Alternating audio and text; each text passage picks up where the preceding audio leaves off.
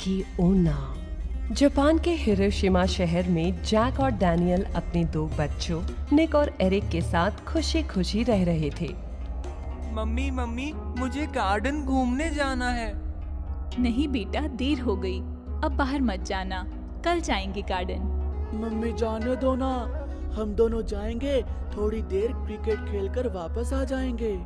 Okay जाओ, but promise me तुम अपने छोटे भाई एरिक का पूरा ध्यान रखोगे। Promise mummy. और दोनों भाई थोड़ी देर में गार्डन में घूमने के लिए आ जाते हैं और खूब उछल कूद मचा रहे होते हैं। वहीं दूर से एक मास्क लगाई हुई बहुत ही खूबसूरत औरत उन दोनों को खेलते हुए देख रही होती है। एरिक को देखते ही उसकी आंखों में एक अलग सी चमक आ जाती है। थोड़ी ही देर में दोनों क्रिकेट खेलने लग जाते हैं। ये मैंने 6 मारा। एरिक, बॉल को इतना दूर मत मारो, मुझे बहुत दूर जाना पड़ता है। निक को लगता है कि कोई उसके पीछे खड़ा है, मगर जब वो पलटकर देखता है तो वहाँ कोई नहीं होता। उधर दोनों क्रिकेट खेल रहे होते हैं। इधर मास्क वाली औरत धीरे धीरे एरिक की तरफ बढ़ रही होती है। उसकी आंखें बहुत ही खूबसूरत होती हैं और वो लगातार एरिक को घूरे जा रही होती है। वो इस तरह से चलती है मानो हवा में तैर रही हो। तभी अचानक एरिक बॉल को गार्डन के बाहर मार देता है। एरिक, ये क्या किया तुमने? इतनी दूर बॉल मार दी, मैंने मना किया था ना। मास्क वाली औरत के बाल हवा में तेजी से उड़ रहे होते हैं। वो लगातार एरिक को ही घूरती रहती है। अचानक वो बिना चले ही 3 फीट आगे बढ़ जाती है। अचानक उसकी तरफ निक देखता है तो वो गायब हो जाती है। सॉरी भैया। ओके, मैं बॉल लेकर आता हूँ, तब तक तुम यहीं रहना, कहीं मत जाना। ये बोलते बोलते निक गार्डन के बाहर बॉल ढूंढने चला जाता है। उधर एरिक चुपचाप अकेले खड़ा होता है। अचानक वो औरत एरिक के पीछे आकर खड़ी हो जाती है। कौन हो आप? क्या करोगे जानकर? बस ये बताओ, क्या मैं खूबसूरत हूँ? एरिक कुछ समझ ही नहीं पाता। वो लगातार मास्क वाली औरत को घूरते रहता है। अचानक वो थोड़ा ऊपर हवा में उड़ जाती है और जोर जोर से हंसने लगती है। उसकी आंखें भी चमकने लगती हैं। क्या मैं खूबसूरत हूँ? हाँ। हाँ सुनते ही मास्क लगाई हुई औरत जोर जोर से हंसने लगती है और धीरे धीरे अपने चेहरे से मास्क हटा देती है। उसका पूरा चेहरा एरिक देखकर चौंक जाता है। उसका चेहरा बिगड़ा हुआ होता है और चेहरा पूरा बीच से कटा हुआ होता है। उसके चेहरे के घाव एकदम ताजा लगते हैं और लगता है जैसे अभी खून बहने लगेगा। उसके बाल भी अचानक हवा में उड़ने लगते हैं और आंखें एकदम लाल लाल हो जाती है और वो हवा में तैरने लगती है। धीरे धीरे उसके पाँव उल्टे हो जाते हैं। बता, क्या मैं अब भी खूबसूरत हूँ? एरिक पूरी तरह से घबरा जाता है और पसीना पसीना हो जाता है। बता, क्या मैं अब भी खूबसूरत हूँ? अगर मैं ना बोला तो कहीं ये मुझे मार ही ना दे। हाँ ही बोल देता हूँ। हाँ। और उस औरत के हाथ अचानक पीछे मुड़ जाते हैं और वो एक बड़ी सी कैंची से एरिक पर तुरंत वार कर देती है, जिससे उसका चेहरा भी एकदम उस औरत के जैसे होठों के बीच से कट जाता है। एरिक के मुंह से खून निकलने लगता है और वो तड़पने लगता है। वो नीचे गिर जाता है और छटपटा रहा है।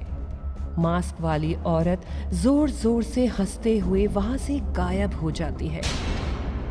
उधर दूर से निक बॉल लेकर लौटा है।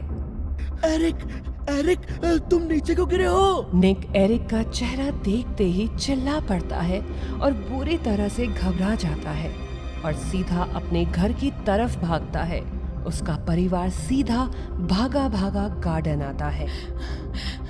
एरिक, एरिक, मेरे बच्चे, ये क्या हुआ तुमको? घबराओ मत डेनियल, हम उसको हॉस्पिटल लेकर चलते हैं। भीड़ में आए हुए कुछ लोग घबराए हुए से उसको देख रहे होते हैं। तभी एक बुढ़िया आगे बढ़कर बोलती है, लगता है ये ओना का काम है। वो आ गई, वो हमारे इलाके में आ गई। ओना?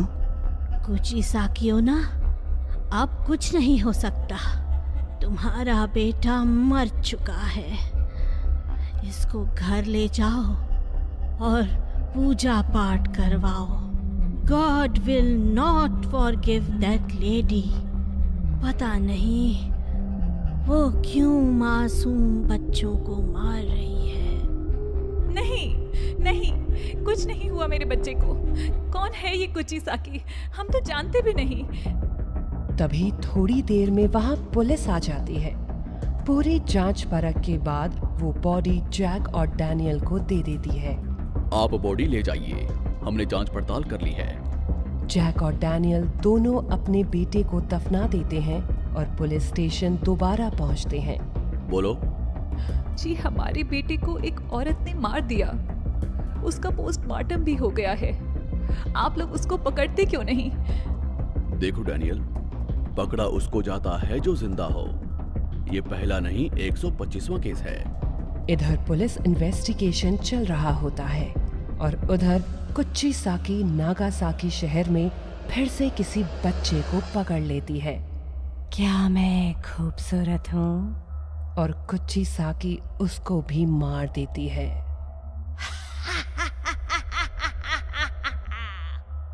मतलब तुम्हारे बेटे को एक आत्मा ने मारा है। मैं कैसे उसके खिलाफ रिपोर्ट लिखूं और पकड़ूं? जब तक मैं तुमसे बात कर रहा हूं वो किसी और को अपना शिकार बना चुकी होगी। मगर क्यों?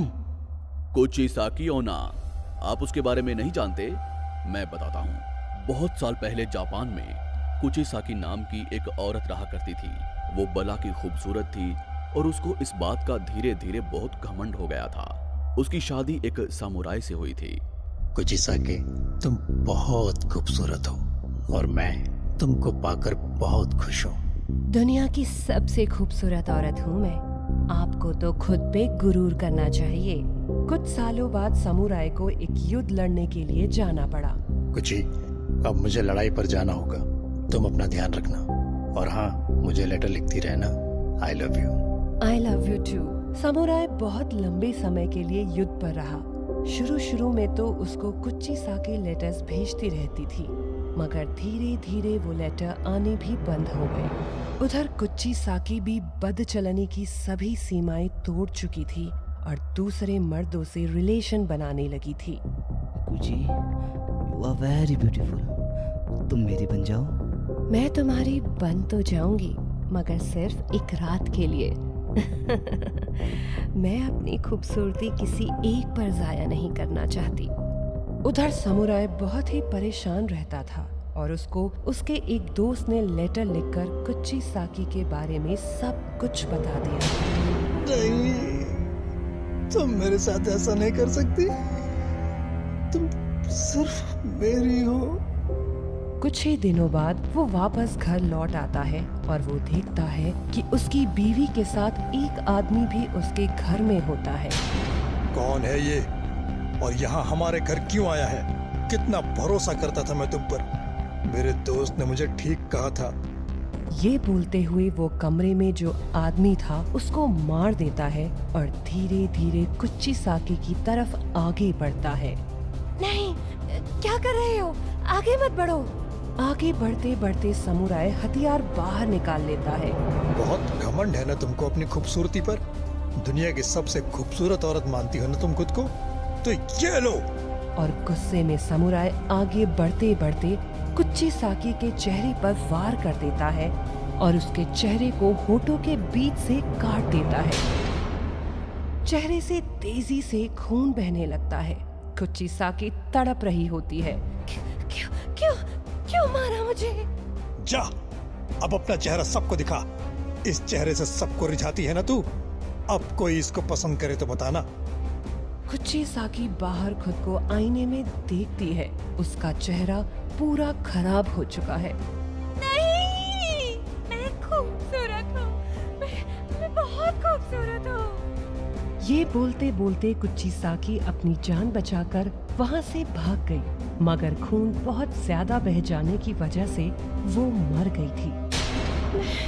खूबसूरत हूँ। ये वही कुचिसाकी है। ये इतने सालों बाद वापस लौट कर आई है और सबसे अपनी मौत का बदला ले रही है। ओह, क्या बोल रहे हैं आप? हाँ, बस वो सबसे एक ही सवाल पूछती है, क्या मैं खूबसूरत हूँ? अगर आपने ना बोला तो वो आपको तुरंत मार देगी, और अगर आपने हाँ बोला तो वो आपके चेहरे को भी बिल्कुल वैसे ही काट देगी जैसे उसका चेहरा कटा हुआ है। और अगर कोई इंसान दोनों सवालों का हाँ में जवाब दे तो भी वो उसका पीछा घर तक करती है और वहां जाकर उसको मार देती है। मतलब उसके सवाल का जवाब कुछ भी दो, मरना तो आपको पड़ेगा ही। मगर हम क्या करें? आप क्या, बड़े से बड़ा पादरी, पैरानॉर्मल एक्सपर्ट भी उसका पता नहीं लगा पाया है। मगर हम क्या करें? ऐसे ही छोड़ दें उसको? मैं तो यही बोलूंगा कि आप अपने बच्चे के लिए सबसे बड़े पादरी से पूजा करवाएं और प्रार्थना करें कि कुचिसाकी के आतंक से सब मुक्त हो जाएं। कहते हैं कि कुचिसाकी बहुत सालों तक जापान में आतंक मचाती रही और बच्चों को मारती रही। क्या मैं खूबसूरत हूँ? नो।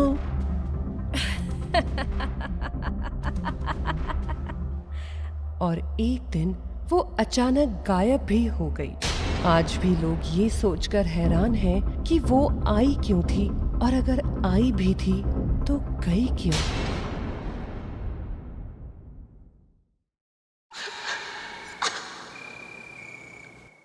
उदयपुर से निजामाबाद के रास्ते में एक बहुत पुरानी हवेली आती है। ना जाने कितने साल पुरानी है ये हवेली, लेकिन आज भी किसी नई दुल्हन की तरह दिखती है। लेकिन इस हवेली के पीछे छिपा है एक राज। आसपास रहने वाले लोग कहते हैं कि ये हवेली भूतिया है, क्योंकि हर रात उस हवेली से आग की लपटें निकलती दिखाई देती हैं। फिर किसी औरत के चीखने की आवाज आती है, कभी औरत के पायल की आवाज आती है, तो कभी ऐसा लगता है कि आधी रात के बाद कोई औरत छत पर घूम रही है, जिसने एक छोटे से बच्चे को गोद में उठा रखा है। उस औरत के बाल खुले हुए हैं, जो हवा चलने पर उड़ने लगते हैं। उस औरत का चेहरा बहुत ही डरावना होता है। लोग तो ये भी कहते हैं कि जो भी उस हवेली की तरफ गया वो कभी वापस लौटा ही नहीं। तुम लोगों को कितनी बार समझाया है कि उस हवेली की तरफ मत जाया करो, फिर भी तुम लोग बाज नहीं आते। मुखिया जी, मैंने शंभू को बोला था वहाँ नहीं जाने, लेकिन वो तो शहर में रहता है, भूत प्रेतों की बातों को नहीं मानता। हमने उसे रोका तो उसने हमारा मजाक बनाया और हवेली की ओर चला गया। अब मौत को कोई जानबूझकर दावत दे तो फिर क्या कहना। शंभू कभी वापस नहीं लौटा। इस घटना के कुछ दिनों के बाद राघवेंद्र, रजत, दामिनी, ऋचा उदयपुर में छुट्टियां बिताकर वापस अपनी कार से उसी रास्ते से लौट रहे थे। उस समय रात के 10 बज रहे थे। ये चारों एक दूसरे को बचपन से जानते थे, और फिर संयोग ऐसा रहा कि स्कूल की जान पहचान कॉलेज तक आते आते प्यार में बदल गई। फिर राघवेंद्र ने दामिनी से और ऋचा ने रजत से शादी कर ली। जानते हो, मेरे दिमाग में अब तक उदयपुर की वादियाँ ही घूम रही है। तो फिर वापस चले क्या? काश जा पाते, लेकिन हम सब फिर से आएंगे जरूर। क्यों राघवेंद्र? नेकी और पूछ पूछ, दामिनी भी कुछ देर पहले यही कह रही थी। वो ये सब बातें करते हुए जा ही रहे थे कि एक काली बिल्ली ने बिल्कुल उस हवेली के आगे उनका रास्ता काट दिया। गाड़ी स्पीड में थी, इसलिए रजत ने जब गाड़ी रोकने के लिए अचानक ब्रेक लगाया तो सभी को थोड़ा सा झटका सा लगा। अरे क्या हो गया, कोई दिख गया क्या तुम्हें? अरे बिल्ली ने रास्ता काट दिया था यार, इसलिए गाड़ी रोक दी। लो जी, अब तेरी बिल्ली भी चली गई, अब हम लोग भी चले। राघवेंद्र की बात पर सभी हंसने लगे। रजत झेप गया। उसके बाद उसने गाड़ी स्टार्ट करने की कोशिश की, लेकिन लाख कोशिश के बावजूद वो स्टार्ट हुई ही नहीं। यार ये गाड़ी को क्या हुआ, स्टार्ट ही नहीं हो रही। अब इतनी रात को मैकेनिक कहाँ मिलेगा? यार ये सामने किनकी हवेली दिख रही है? मेरी तो नहीं है। वो तो पता है। चलो ना फिर हम उनसे कोई मदद मांगे, या कम से कम आज रात को यहाँ रुकने का जुगाड़ हो जाए। वे सभी पैदल ही सामने की हवेली की ओर चल पड़े। जैसे ही वे हवेली के बड़े से गेट पर पहुंचे, एक वॉचमैन ने उन्हें सलाम किया और अंदर आने को कहा। वो सभी उस वॉचमैन को घूरते हुए अंदर गए। यार उस वॉचमैन को देखा, उसे देख ऐसा लग रहा था कि वो हमारा ही इंतजार कर रहा था। वो अभी बातें कर ही रहे थे कि रिचा की चिल्लाने की आवाज उनके कानों में पड़ी। उन्होंने देखा कि वही वॉचमैन रिचा के बाल पकड़कर खींचता हुआ हवेली के अंदर ले जा रहा है। रिचा जोर जोर से चीख रही है, ए वॉचमैन, छोड़ छोड़ मेरी पत्नी को। लेकिन वो वॉचमैन बिना उसकी बात सुने रिचा को खींचते हुए ले जा रहा था। उसके पीछे पीछे सभी हवेली में दाखिल हुए, लेकिन वो दोनों अंदर जाते ही गायब हो गए। अंदर से वो हवेली बिल्कुल अजीब लग रही थी। हर ओर मकड़ी के जाले ही जाले दिख रहे थे। अंदर आते ही उन्हें किसी औरत के लोरी गाने की आवाज सुनाई देने लगी। आजा री निंदिया, निंदिया रानिया जा, छुटकी को सुलाने, निंदिया रानिया जा। आजा री निंदिया, निंदिया रानिया जा, छुटकी को सुलाने, निंदिया रानिया जा। उन्हें औरत की आवाज तो आ रही थी, लेकिन वो दिख नहीं रही थी। तभी फिर से रिचा के चीखने की आवाज आई। सभी इधर उधर देखने लगे, लेकिन रिचा उन्हें कहीं दिखाई नहीं दी। तभी रजत की नजर अचानक ऊपर गई। उसने देखा कि रिचा हवेली के बड़े से झूमर से लटकी हुई है। रजत, मुझे बचा लो रजत, वो मुझे मार देगा, मुझे यहाँ से निकालो। वो सभी कुछ समझ पाते उसके पहले ही रिचा का हाथ झूमर से छूट गया। वो नीचे गिर पड़ी। उसके सिर से खून बहने लगा और उसने तड़प तड़प कर दम तोड़ दिया। सभी उसके पास दौड़ कर पहुंचे। रजत रिचा से लिपट कर रोने लगा, लेकिन अचानक रिचा की बॉडी वहां से गायब हो गई। अरे रिचा की बॉडी कहाँ गई?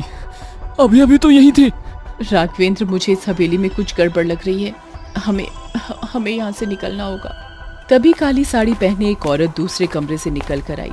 उसके बाल खुले हुए थे, उसकी आंखें लाल थी, उसके मुंह से खून भी निकल रहा था। उसे देख सभी डर गए। यहाँ से कोई नहीं निकल सकता। तुम लोगों ने मेरी बेटी की नींद खराब कर दी। कितनी मुश्किल से मैंने उसे सुलाया था। आप कौन है? हमें जाने दीजिए। फिर से तुम लोग आ गए। सुमेर सिंह ने भेजा है ना तुम्हें? जाकर उससे कह दो ये हवेली मेरी है, मेरी। ये कहकर वो औरत जोर जोर से हंसने लगी। फिर वो सीढ़ियां चढ़कर ऊपर जाने लगी। उन तीनों को बहुत डर लग रहा था, फिर भी वो उसके पीछे पीछे छत तक गईं। उन्होंने देखा कि छत पर एक छोटा सा पालना है। उसने अपनी बच्ची को उसी में सुला दिया। छुटकी, तू चिंता मत कर, तेरी माँ है। तेरी माँ तुझे कुछ नहीं होने देगी। ये कहकर वो जैसे ही पीछे मुड़ी तो उसे वो तीनों दिखाई दिए। उन्हें देखकर उस औरत को बहुत गुस्सा आया। उसने रजत को उसके बालों से पकड़ा और एक ही झटके में उसकी गर्दन मरोड़ दी। पल में उसका शरीर सजीव से निर्जीव में बदल गया। ये हवेली मेरी है। कितनी बार मना किया तुम लोगों को यहाँ मत आया करो, हमें परेशान मत किया करो, लेकिन तुम लोग खुद ही मरने के लिए आ जाते हो। ये कहकर वो औरत राघवेंद्र और दामिनी की ओर झपटी। वे जल्दी जल्दी सीढ़ियों से नीचे उतरने लगे, लेकिन नीचे जाकर उन्होंने जो देखा उसे देखने के बाद उनकी चीख निकल गई। उन्होंने देखा कि रजत और रिचा तो बिल्कुल ठीक ठाक हैं और उन्हें ही ढूंढ रहे हैं। अरे तुम लोग कहाँ चले गए थे? हम तुम्हें ढूंढ ढूंढ कर परेशान हो रहे थे। तुम लोग जिंदा हो, लेकिन तुम तो जिंदा है मतलब? हमें क्या हुआ है? अचानक रिचा और रजत जोर जोर से रोने लगे। उनकी गर्दन चारों ओर घूमने लगी। वो जोर जोर से चिल्लाने लगे। उनके मुंह से छोटे छोटे कीड़े निकलने लगे और वो जमीन पर रेंगने लगे। ये सब देखकर दामिनी की चीख निकल गई। राघवेंद्र, चलो भागो यहाँ से, नहीं तो ये हमें भी मार देंगे। राघवेंद्र भागने की कोशिश करता है, लेकिन ये क्या, वो तो भाग ही नहीं पा रहा है। उसे ऐसा लगता है किसी ने उसके पैरों को बांध दिया है। दामिनी, मैं भाग ही नहीं पा रहा हूँ। ऐसा लगता है किसी ने मेरे पैरों को जकड़ लिया है। राघवेंद्र की बात सुनकर दामिनी उसके पैरों की ओर देखती है तो उसकी बोलती बंद हो जाती है। जमीन पर रेंगने वाले लाखों कीड़ों ने उसके पैरों को पकड़ रखा है। उसके पैरों से लगातार खून बह रहा है। तभी वो औरत नीचे आती है और जमीन पर पड़े उन खून के बूंदों को चाटने लगती है। मैंने कहा ना, कोई यहाँ से वापस नहीं जा सकता। देखिए मेरे पति को छोड़ दीजिए। उन्होंने क्या बिगाड़ा है आपका? क्या बिगाड़ा है? तुम लोग सुमेर सिंह के आदमी हो ना, जिसने इस हवेली के लालच में मेरे पति को मार दिया, फिर मुझे और मेरी बेटी को भी जला दिया जब हम सो रहे थे। ये हमारी हवेली है, हमारा घर है ये, यहाँ कोई नहीं आ सकता। देखिए, मैं किसी सुमेर सिंह को नहीं जानती, प्लीज हमें छोड़ दीजिए। लेकिन उस औरत ने उसकी एक नहीं सुनी और राघवेंद्र का सीना अपने नाखूनों से फाड़ दिया। ये देखकर दामिनी डर से कांपने लगी, लेकिन फिर भी उसने हिम्मत नहीं छोड़ी और वो हवेली के बाहर भागने लगी। भागते भागते वो अपनी कार के पास पहुंची, उसका दरवाजा खोला और अंदर बैठ गई। मुझे यहाँ से निकलना होगा, किसी भी तरह निकलना होगा। वो ये बोल ही रही थी कि कार के अंदर रोशनी होती है। वो देखती है कि राघवेंद्र, ऋचा और रजत कार में बैठे हैं। तुम लोग यहाँ क्या कर रहे हो? तुम तो मर चुके हो ना? तुम कहाँ चली गई थी दामिनी? हम सब कितने परेशान थे तुम्हारे लिए। दामिनी उन्हें घूर कर देख ही रही थी कि वो सब वहां से गायब हो गए। उसकी कार खुद ब खुद स्टार्ट हो गई। अरे, ये कार कैसे स्टार्ट हो गई? तभी उसे ड्राइविंग सीट पर वही औरत दिखाई देती है। उसकी गर्दन अचानक से पूरी तरह पीछे घूम जाती है। दामिनी कार का दरवाजा खोलकर फिर से भागने लगती है। बहुत देर भागने के बाद वो एक जगह रुक जाती है और हांफते हांफते खुद से कहती है, लगता है मैं उस हवेली से बहुत दूर निकल आई हूँ। फिर वो पीछे मुड़कर देखती है तो उसके रोंगटे खड़े हो जाते हैं, क्योंकि वो तो उसी हवेली के अंदर थी। वो औरत उसे भी मार देती है। फिर वो सीढ़ियों से छत की ओर जाती है, अपने बच्चे को गोद में उठाती है और फिर से लोरी गाने लगती है। आजारी निंदिया निंदिया रानी आजा, छुटकी को सुलाने निंदिया रानी आजा, आजा रे निंदिया निंदिया रानी आजा।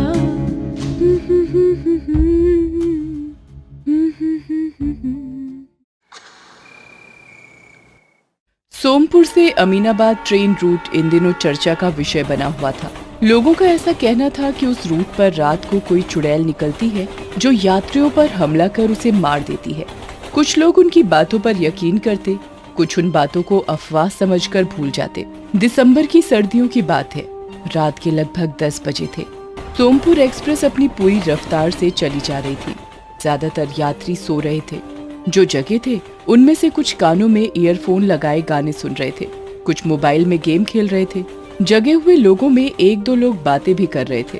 जानते हैं भाई साहब, इस सर्दी में मैं तो बिल्कुल ट्रैवल नहीं करना चाहता, लेकिन वो क्या है ना कि मेरे साले की शादी है, नहीं गया तो बीवी जान खा जाएगी। आपकी बीवी कहीं दिखाई नहीं दे रही है? अरे वो तो 1 महीने पहले से ही वहाँ डेरा डाले हुई है। वो बातें कर ही रहे थे कि अचानक किसी छोटे बच्चे के रोने की आवाज पूरे कंपार्टमेंट में गूंजने लगी। अरे ये किसका बच्चा रो रहा है? यहाँ तो कोई बच्चा दिखाई नहीं दे रहा है। बच्चे के रोने की आवाज लगातार बढ़ते जा रही थी। उसकी आवाज इतनी ज्यादा थी कि कंपार्टमेंट में नींद में सोए लोग भी जागने लगे। अरे भाई साहब, ये किसका बच्चा रो रहा है? सभी लोग इधर उधर देख रहे थे, लेकिन किसी को भी बच्चा दिखाई नहीं दिया। अचानक सभी की नजर एक सीट के नीचे गई, जहां से एक छोटा बच्चा रोते हुए और घुटनों पर चलते हुए निकला। अरे ये रहा वो बच्चा, लेकिन ये सीट के नीचे कैसे चला गया? बड़े ही लापरवाह हैं इसके माता पिता। वो ये बोल ही रही थी कि वो बच्चा हवा में उड़ने लगा। अरे ये बच्चा हवा में उड़ रहा है, क्या हो रहा है ये? कोई कुछ समझ पाता तभी चुड़ैल के वेश में एक औरत वहां आ जाती है और बच्चे को अपनी गोद में उठा लेती है। क्या हुआ मुन्ना, क्यों रो रहा है? मत रो बेटा, माँ है ना, माँ तुम्हें कुछ नहीं होने देगी। उसके बाद वो चुड़ैल अपने बच्चे को सीने से लगा लेती है और ट्रेन के यात्रियों की ओर देखकर जोर जोर से हंसते हुए कहती है,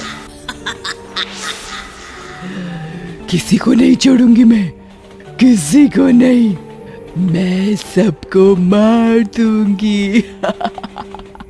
ये कहकर उस चुड़ैल ने एक यात्री पर हमला कर दिया। उसने उसका गला पकड़कर उसे ऊपर उठा दिया। छोड़ दो मुझे। अरे ये ट्रेन में चुड़ैल कहाँ से आ गई? वो यात्री गिड़गिड़ाता रहा, लेकिन चुड़ैल ने उसकी एक नहीं सुनी और उसे मार दिया। उसके बाद उसने कुछ और यात्रियों पर हमला कर उसे मार दिया। अब तो पूरे कंपार्टमेंट में हड़कंप मच गया। लोग इधर उधर भागने लगे। तभी ट्रेन एक सुरंग में प्रवेश करने लगी। उसी समय वो चुड़ैल बच्चे समेत गायब हो गई। ट्रेन जब सुरंग से बाहर निकली तो सभी यात्रियों के चेहरे पर खौफ साफ साफ देखा जा सकता था। चुड़ैल, वो चुड़ैल, कहाँ गई? वो कहाँ गई? उस रूट पर ऐसी घटनाएं आम हो गई थी। हर दिन वो चुड़ैल रात को लोगों को मारती फिर सुरंग के पास जाकर गायब हो जाती। लोगों में दहशत का माहौल कायम हो गया था। रेलवे पुलिस ने मामले की तहकीकात करने की कोशिश की, लेकिन उनके हाथ कुछ नहीं लगा। इस केस में क्या रिपोर्ट है इंस्पेक्टर विनय? ऊपर से बहुत प्रेशर आ रहा है हमें। सर, मुझे तो लग रहा है ये किसी लुटेरे गिरोह का काम है, जो चुड़ैल की अफवाहें फैलाकर यात्रियों को उनका सामान लूटने के लिए मार रहे हैं।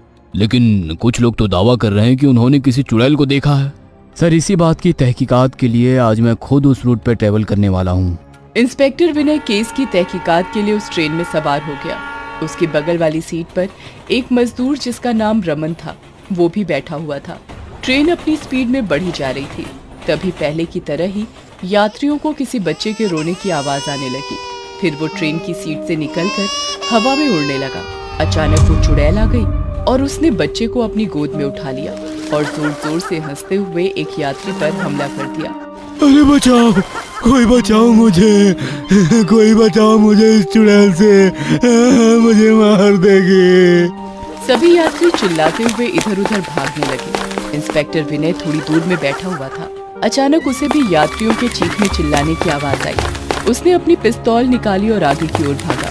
उसने देखा कि चुड़ैल ने एक हाथ से अपने बच्चे को पकड़ रखा है और दूसरे हाथ से एक यात्री की गर्दन पकड़कर उसे उठा रखा है। ए, छोड़ो, छोड़ो उसे, नहीं तो मैं तुम्हें गोली मार दूंगा। तू मारेगा मुझे? मरे हुए को भी भला कोई मार सकता है क्या? ये कहकर चुड़ैल ने उस आदमी को छोड़कर इंस्पेक्टर विजय का गला पकड़ लिया। इंस्पेक्टर ने अपने बचाव में गोली चलाई। गोली चुड़ैल के सीने में लगी, लेकिन वो हंसती रही। तभी गोली की आवाज सुनकर इंस्पेक्टर विनय के बगल वाली सीट पर बैठा रमन भागता हुआ आया। चुड़ैल को देखते ही वो चौंक गया। कमला, कमला, तू ये क्या कर रही है? तू क्यों मार रही है निर्दोषों को? तो मेरा क्या दोष था जो मुझे और मेरे बच्चे को मार दिया गया?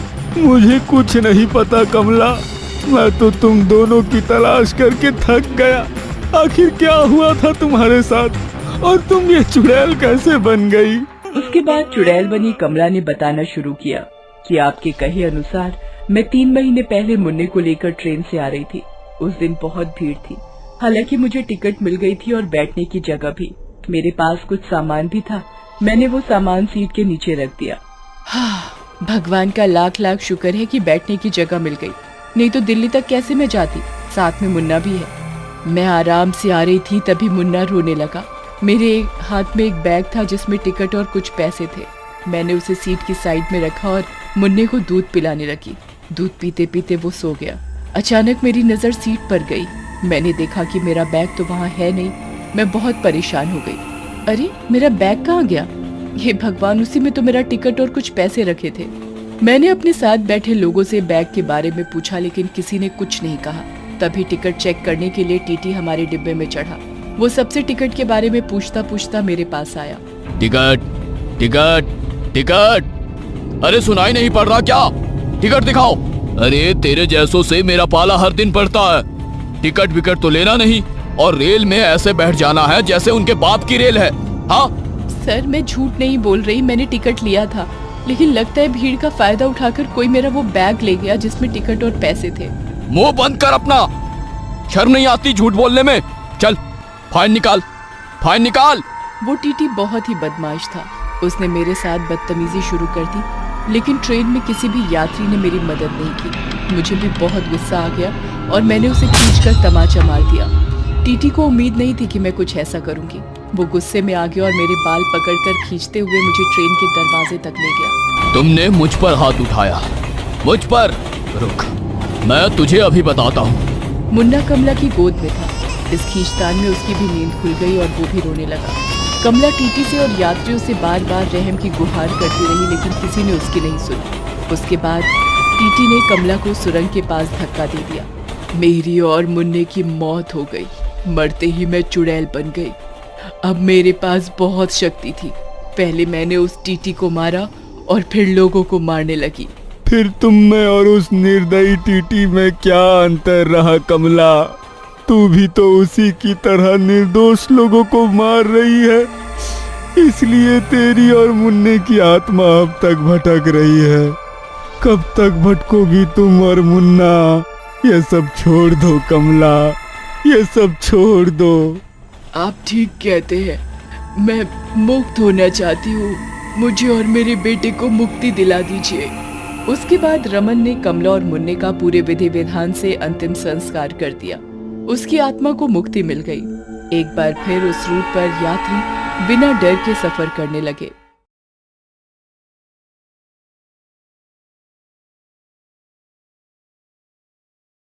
जिंदगी का कुछ भी भरोसा नहीं है। हम कुछ और सोचकर रखते हैं और होता कुछ और है। रमाकांत एक बड़ी कंपनी में मैनेजर थे। रमाकांत और आरती का इकलौता बेटा था सोनू।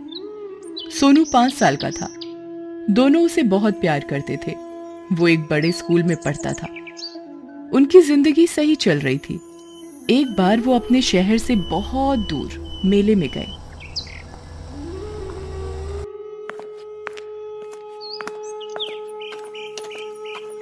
₹10 हर एक माल 10 रुपए। तीखा इमली के स्वाद वाला है, मसालेदार गोलगप्पे खाना न भूले, और दही बल्ले का स्वाद तो आप कभी नहीं भूल पाएंगे। गोलगप्पे वाला है। पहली बार आपके शहर में पहली बार आया है ऐसा झूला जिस पर आप चांद को छू सकते हैं, जिस पर चढ़कर आप चांद को छू सकते हैं। आइए, तारों से बातें कर सकते हैं, तो देर किस बात की। टिकट लीजिए और चढ़िए इस स्पेशल झूले पे। 20 रुपए, सिर्फ 20 रुपए में छू लीजिए आसमान। झूले वाले की बात सुनकर सोनू का दिल मचल गया। पापा, ये कितना बड़ा झूला है? इतना बड़ा झूला तो मैंने कभी नहीं देखा। अरे यहाँ तो और भी बहुत कुछ है देखने को। पापा, मैं वो बाद में देखूंगा, पहले तो मुझे इस झूले में चढ़ना है। अरे ये बहुत बड़ा झूला है, इससे छोटे वाले में चलते हैं बेटा। नो, मुझे इसी में चढ़ना है। ओके, पर हम भी तुम्हारे साथ आएंगे। वो सभी उस झूले में चढ़े। जब झूला नीचे से ऊपर जाता था तो वे शांत रहते थे, लेकिन जैसे ही झूला ऊपर से नीचे आता वो सभी जोर से चिल्लाते। उन लोगों को बहुत मजा आ रहा था, लेकिन होनी के हाथों में कुछ और लिखा था। ऊपर से नीचे आने के क्रम में झूला अचानक टूट गया।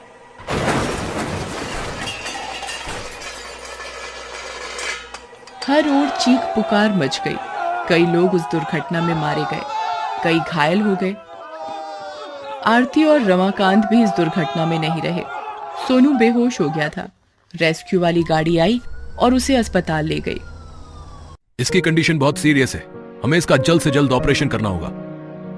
सोनू की जान तो बच गई, लेकिन अब वो बहुत कम बोलता था। डॉक्टरों के लाख पूछने पर भी वो अपने घर और माता पिता का नाम नहीं बता पा रहा था। पुलिस ने भी पता लगाने की बहुत कोशिश की, लेकिन उन्हें कुछ भी पता नहीं चला। एक दिन पता नहीं सोनू के दिमाग में क्या आया, वो चुपके से हॉस्पिटल से निकल गया। वो कई घंटे लगातार भूखे प्यासे चलता रहा, फिर एक पेड़ के नीचे थक कर बैठ गया। मम्मी पापा, आप लोग कहाँ चले गए? प्लीज आप लोग आ जाइए ना। देखिए ना, आप लोगों के बिना मैं कितना अकेला हो गया हूँ। वो लगातार रोए जा रहा था। तभी उसे ऐसा लगा कि उसकी माँ ने उसे आवाज दी है। उसने पीछे मुड़कर देखा, लेकिन उसे कोई नहीं दिखा। उसे थोड़ी देर में फिर से ऐसा लगा कि उसकी माँ ने उसे पुकारा है। इस बार उसने देखा कि उसके सामने उसकी माँ है, लेकिन उसकी शक्ल चुड़ैल की है। उसे देखकर सोनू बहुत डर गया। सोनू बेटा, मत डरो बेटा, मैं तुम्हारी मम्मी ही हूँ। लेकिन मम्मी, तुम्हारे चेहरे को क्या हो गया? बेटा, अब मैं जीवित नहीं हूँ ना, इसलिए चुड़ैल बन गई हूँ। लेकिन तुम बिल्कुल चिंता मत करो, आज से तुम बिल्कुल अकेले नहीं हो। मैं हूँ तुम्हारे साथ, मैं रखूंगी तुम्हारा ख्याल। आज से तुम पुराने खंडहर के पास बने घर में रहोगे। मैं हर रात तुम्हारे पास आऊंगी, लेकिन तुम किसी को मेरे बारे में मत बताना। पुराने खंडहर के पास बने घर की तरफ बहुत कम लोग ही जाते थे, क्योंकि लोगों के बीच ऐसी अफवाह थी कि वहां भूत रहते हैं। उस दिन से सोनू वहीं रहने लगा। आरती हर रात उसके पास आती और पहले की तरह ही उसका पूरा ध्यान रखती। उसके लिए खाना बनाती, उसके बालों में तेल लगाती, रात को उसे कहानी सुनाकर सुलाती। एक दिन की बात है, रात का समय था। मम्मी, आज जब मैं बाहर खेल रहा था तो एक अजीब सा आदमी वहाँ आया था। कौन कौन आया था? पता नहीं माँ, मैंने उसे पहले कभी नहीं देखा। वो पूछ रहा था यहाँ मेरे साथ कौन रहता है। तुमने उसे कुछ बताया तो नहीं ना? नहीं माँ, कुछ भी नहीं बोला उसे, लेकिन वो आदमी मुझे बहुत बदमाश सा लग रहा था। वो मुझे अजीब ढंग से घूर भी रहा था। पुराने खंडहर के पास तेजा का गिरोह सक्रिय था। उन लोगों ने ही अफवाह उड़ाई थी कि वहाँ भूत रहते हैं, इसलिए आम लोगों ने उधर जाना छोड़ दिया था। असल में तेजा छोटे छोटे बच्चों को अगवा कर लेता था और उनसे भीख मंगवाया करता था। तेजा ने जब सोनू को देखा तो उसमें उसे अपना शिकार नजर आया। एक दिन वो सुबह सुबह सोनू के घर गया और उसे अगवा कर ले आया। आप तो वही अंकल है ना जो उस दिन मेरे घर पर आए थे? अंकल, आप मुझे यहाँ क्यों लाए हैं? प्लीज मुझे अपने घर जाने दीजिए ना। सोनू की बात सुनकर तेजा ने उसे जोर का थप्पड़ मारा। ये क्या अंकल अंकल लगा रखा है? मेरा नाम तेजा है, सभी मुझे प्यार से यमराज कहते हैं। तू भी मुझे यमराज कहा कर, और हाँ, कान खोल कर सुन ले, अब यही तेरा घर है। तुझे जीना भी यही है और मरना भी यही है, समझा? सोनू ने देखा कि वहाँ उसकी उम्र के कई सारे बच्चे हैं जो सुबह होते ही कहीं चले जाते थे और फिर रात को लौटते थे।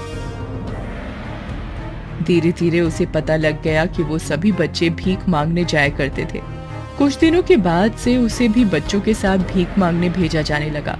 एक दिन, क्या रे निसार, कितने पैसे लाया रे आज तू? 50 रुपए है यमराज। दिन भर में खाना 200 का खा जाता है और कमाई सिर्फ 50। लल्लन, अरे ओ लल्लन। तभी तेजा के पास खड़ा ललन उसकी बात का जवाब देता है। जी तेजा भाई, आज से इसका एक टाइम का खाना बंद करो। ये सब खा खा कर सांड हुए जा रहे हैं साले। कुछ देर में सोनू की बारी आई। तू कितने पैसे लाया रे? 10 रुपए। तेजा जोर का थप्पड़ सोनू को मारता है। सोनू दूर जा गिरता है, उसके सिर से खून निकलने लगता है। लल्लन, अरे ओ लल्लन, ये क्या मजाक चल रहा है यहाँ? कोई 10 कोई 50, ऐसे तो हो लिया हमारा धंधा। तेजा भाई, आजकल के लोगों का दिल पत्थर का हो गया है, वो ज्यादा पैसे देना ही नहीं चाहते। ज्यादा पैसे कोई मुफ्त में नहीं देगा। इस तरह खिला खिला कर सबको सांड किए जा रहे हो तो कल को ये पैसे भी नहीं आएंगे। सुनो, लोगों को इन पर दया आनी चाहिए, तभी उनकी जेब से पैसे निकलेंगे। तो क्या करें तेजा भाई? सुन, इसका एक हाथ कटवा दे, फिर देख लोगों की जेब से कैसे पैसे निकलते हैं। अगले दिन सोनू के हाथ काटने की तैयारी होने लगी। उसी रात, कल तेरा भी हाथ काटा जाएगा सोनू। ये यमराज बहुत जालिम है। पता है, मैं भी यहाँ तुम्हारी तरह ही आया था, लेकिन इन्होंने भीख मंगवाने के लिए मेरा पैर कटवा दिया। मुझे तो बहुत डर लग रहा है निसार। अगले दिन सभी बच्चे साइड में खड़े हैं। ललन के हाथ में काटने वाली मशीन है। वो सोनू की तरफ बढ़ ही रहा था कि उसे किसी औरत के हंसने की आवाज सुनाई थी। वो बहुत डर गया। कौन है? कौन है? कौन है जो इस तरह से हंस रहा है? तभी उसके हाथ में जो मशीन थी वो हवा में उड़ने लगी। तेजा भाई, तेजा भाई, ये देखो, ये क्या हो रहा है? अरे, ये मशीन हवा में कैसे उड़ने लगी? कहीं ये इन शैतान बच्चों की कोई शरारत तो नहीं है ना? अरे, किसकी है ये हरकत? जल्दी से बोलो, वरना मैं इस बेल्ट से मार मार कर सबकी चमड़ी खींच लूंगा। ये बोलते हुए ललन अपनी बेल्ट खोलता है, लेकिन उसे लगता है कि उसके हाथ से कोई बेल्ट खींच रहा है। अरे, अरे, ये मेरे हाथ से बेल्ट कौन खींच रहा है? कौन खींच रहा है? वो कुछ समझ पाता उससे पहले ही वो बेल्ट हवा में उड़ने लगी और बेल्ट ने ललन और तेजा की पिटाई करनी शुरू कर दी। अरे बचाओ, अरे बचाओ, अरे कोई बचाओ मुझे। अरे, ये भूतिया बेल्ट कहाँ से आ गया? अरे अरे, कोई तो रोको उसे। अरे, नहीं तो ये मार मार कर आज हमारी जान ले लेगी। आई, लेकिन बेल्ट से मारने का सिलसिला नहीं रुका। वो दोनों मार खाते खाते बेदम हो गए। कुछ देर में उन्हें फिर से किसी औरत के हंसने की आवाज आई। इस बार चुड़ैल के रूप में आरती खुद उनके पास आ गई। आरती के हाथ में ही बेल्ट था। अरे, ये क्या हो रहा है? अभी तक तो ये भूतिया बेल्ट हमारी पिटाई कर रही थी, अब ये चुड़ैल कहां से आ गई? मैं तुम लोगों को नहीं छोड़ूंगी। तुम लोग राक्षस हो राक्षस। जिन बच्चों में लोगों को ईश्वर दिखता है, तुम लोगों ने अपने स्वार्थ के खातिर उन बच्चों के साथ जानवरों से बदतर सुलूक किया। आज मैं किसी को नहीं छोड़ूंगी, किसी को भी नहीं। उसके बाद आरती उन दोनों को मार देती है। फिर वो सोनू समेत सारे बच्चों को वहां से आजाद करवाती है। सारे बच्चे पुलिस स्टेशन जाकर सारी बातें बताते हैं। पुलिस उस जगह को सील कर देती है। उसके बाद पुलिस अपनी कस्टडी में सारे बच्चों को एक बहुत बड़े एनजीओ के हवाले कर देती है, जो एनजीओ बच्चों के लिए काम करता था। सारे बच्चे उस एनजीओ में खुशी खुशी रहने लगते हैं। आरती कभी कभी उन बच्चों से मिलने आती है, लेकिन ये बात एनजीओ में किसी को पता नहीं है।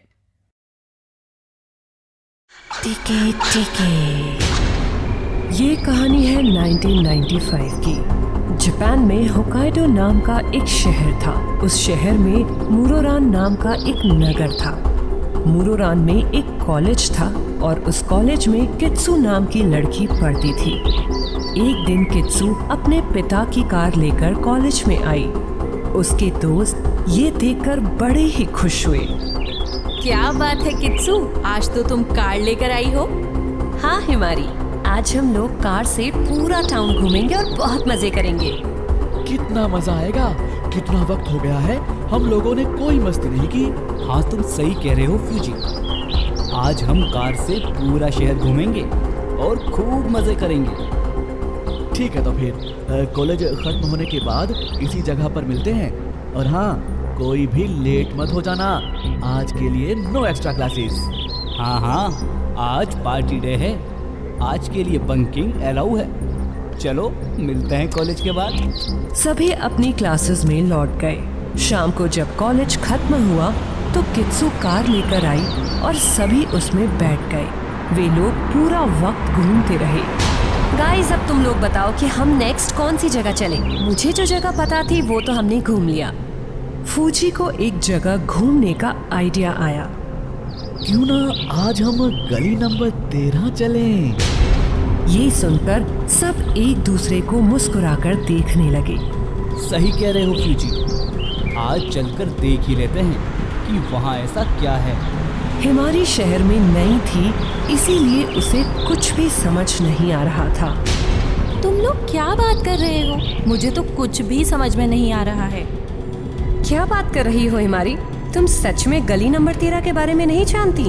नहीं, तभी तो तुम लोगों से पूछ रही हूँ। मुझे भी बताओ ना। फूजी, तुम बताओ हिमारी को। आज से 20 साल पहले काशिमा रेको नाम की एक लड़की उस गली में रहती थी। कहते हैं कि एक दिन उसे कुछ गुंडों ने बहुत परेशान किया और उसके शरीर को पेट से काट दिया। तभी से उसके शरीर का ऊपर का हिस्सा उस गली में घूमता रहता है और जैसे ही कोई भी उस गली से गुजरता है वो उसे मार डालती है। उसे मोरोन में टेके टेके के नाम से जाना जाता है। कहते हैं कि वो अपने पैरों को ढूंढ रही है और उसी के लिए सबको मार देती है। मतलब कि वो पहले मारती है और फिर लोगों के पैरों को काटकर उसे अपने शरीर पर लगाती है और फिर अगर वो फिट नहीं होता तो सैड हो जाती है। हिमारी की ये बात सुनकर सभी हंसने लगते हैं। तो बताओ दोस्तों, कोई चलेगा गली नंबर 13 या टर्न ले लूं? फूजी और काइन एक साथ बोलते हैं गली नंबर 13।